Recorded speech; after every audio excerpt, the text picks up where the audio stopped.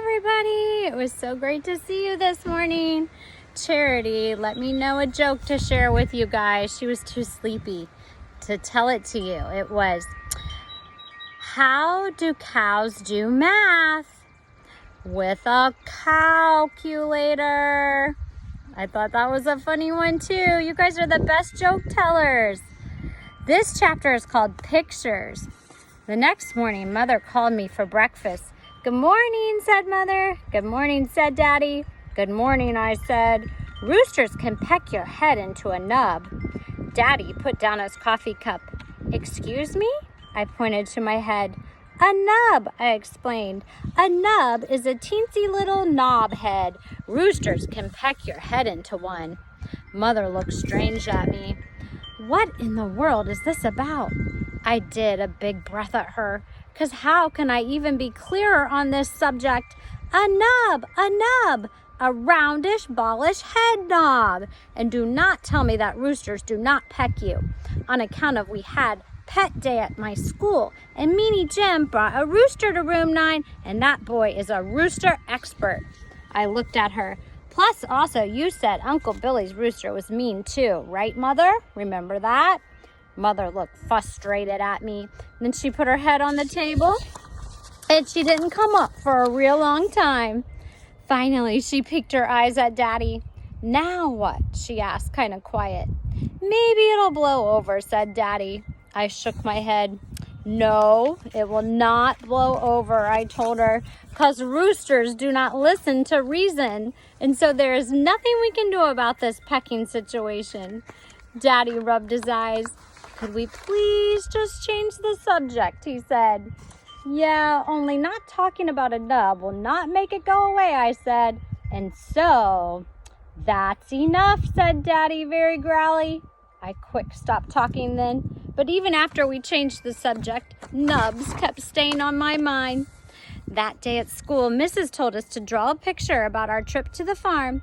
She said to make it a colorful picture of what we wanted to see there. I drawed and drawed, plus also I colored and colored. When all of us got done with our pictures, we sat on our chairs in a big circle and we told each other about what we drew. My bestest friend named Lucille went first. She drawed a picture of a pink flamingo. Flamingos are my favorite animals, she said. That's because pink is my favorite color, and flamingos are pink, and I have a pink dress that will match them perfectly. So that is the dress I'll be wearing on the field trip. She wrinkled her nose real cute. Pink brings out the natural blush of my complexion, she told Mrs. Have you ever noticed my satiny smooth skin?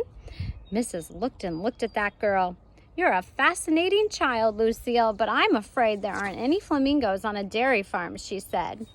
Lucille looked surprised. So where are they then, she asked. Well, flamingos can be found a lot of places, said Mrs. South America, for example. Lucille shrugged her shoulders. So fine, we'll just go there instead. Mrs. said for Lucille to please sit down. Just then, Polly Allen Puffer springed out of his chair. Look, teacher, I drew a catfish, he said. See his whiskers? My brother said catfish whiskers are so sharp they can slice your finger to the bone. Mrs. made a sick face. Yes, well, thank you for sharing that.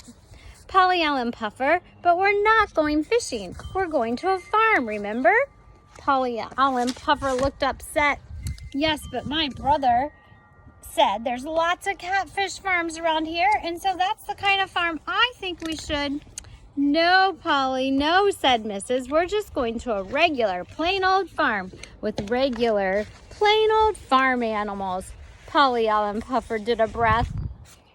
He said the word big whoop. After that, Polly Allen Puffer had to stand in the hall. Mrs. did some breathing. Please, children, please, did anyone in room 9 draw a picture of a regular farm animal?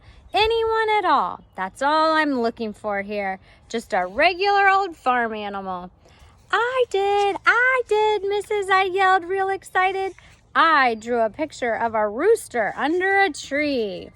Here's her picture. Oh, Junie B, thank you. That's perfect, she said. I holded it up so she could see it. See it, Mrs.? See how pretty it is? Mrs. looked at my picture. Oh, yes, that's a very nice tree, Junie B., she said. But why is it lying on its side? It crashed over in a rainstorm, I said.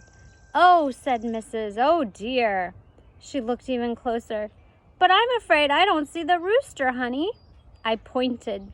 There, I said. See his foot under the branch? He did not get out in time, apparently.